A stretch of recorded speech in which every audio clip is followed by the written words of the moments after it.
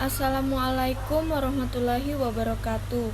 Perkenalkan, nama saya Nur Fadilah, NPM 1940606068. Saya dari Lokal A2, jurusan Bimbingan dan Konseling, angkatan 2019.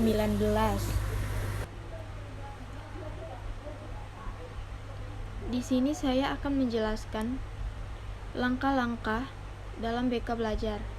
Pertama-tama saya akan membacakan latar belakang dari BK Belajar. Belajar itu adalah sebuah proses yang menjadikan perubahan kepribadian manusia, di mana perubahan tersebut dapat dilihat dalam bentuk pengungkapan kualitas dan kuantitas tingkah laku. Oleh karena itu, dalam belajar dan bimbingan konseling ini dibutuhkan faktor yang harus dimengerti oleh pendidik. Langkah BK Belajar yang pertama itu membangun hubungan.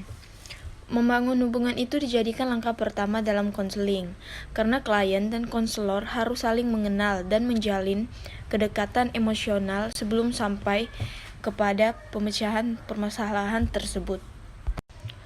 Konselor juga harus menyadari bahwa membangun kepercayaan klien terhadap konselor itu tidaklah mudah.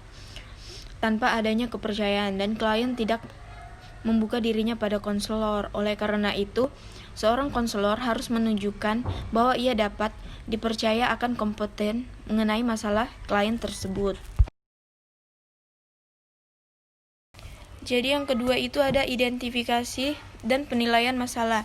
Identifikasi masalah yaitu langkah untuk mengetahui kasus, tanda-tanda atau gejala yang nampak. Jadi pada langkah ini konselor mengidentifikasi masalah belajar seperti sering terlambat masuk sekolah, tidak disiplin, sering bolos, sering mengganggu teman dalam belajar, sulit berkonsentrasi dalam belajar, prestasi belajar terus menurun.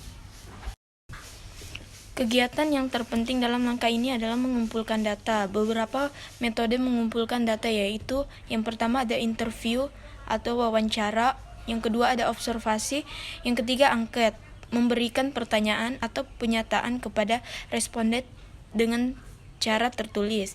Yang keempat itu ada sosiometri. Yang kelima ada pemeriksaan fisik dan kesehatan. Yang keenam itu ada tes psikologi, biografi, dokumen. Yang ketiga itu ada langkah memfasilitasi perubahan terapis. Langkah ini adalah konselor mulai memikirkan alternatif pendekatan dan strategi yang akan digunakan agar sesuai dengan masalah klien. Ada beberapa strategi yang dikemukakan oleh Willis untuk dipertimbangkan dalam konseling, yaitu A. Mengomunikasikan nilai-nilai inti agar klien selalu jujur dan terbuka, sehingga dapat mengenali lebih dalam masalahnya. Yang B itu ada menantang klien untuk mencari rencana dan strategi baru melalui berbagai alternatif. Hal ini membuatnya termotivasi untuk meningkatkan dirinya sendiri. Yang keempat ini ada langkah evaluasi dan terminasi. Langkah keempat ini adalah langkah terakhir dalam proses konseling secara umum. Jadi evaluasi terhadap hasil konseling akan dilakukan secara keseluruhan. Yang menjadi ukuran keberhasilan konseling akan tampak pada kemajuan tingkah laku klien yang berkembang ke arah yang lebih positif.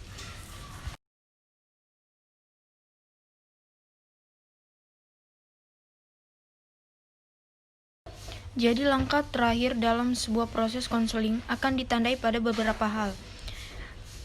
Yang pertama, A. Menurut tingkat kecemasan klien. Yang B. Adanya rencana perubahan perilaku klien ke arah yang lebih positif, sehat, dan dinamis. Yang C. Adanya rencana hidup di masa mendatang dengan program yang jelas. Yang D. Terjadinya perubahan sikap positif. Jadi hal ini ditandai dengan klien sudah mampu berpikir realitas dan percaya diri. Langkah konseling yang dikenal sebagai Stuart Model yang terdiri atas 6 tahap. Yang pertama itu penentuan tujuan konseling.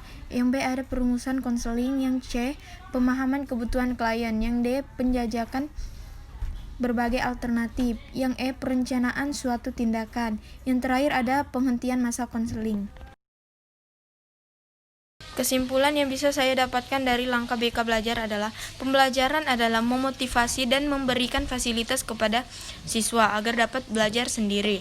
Belajar dalam banyak hal adalah suatu pengalaman. Oleh sebab itu, keterlibatan siswa merupakan salah satu faktor penting dalam keberhasilan belajar.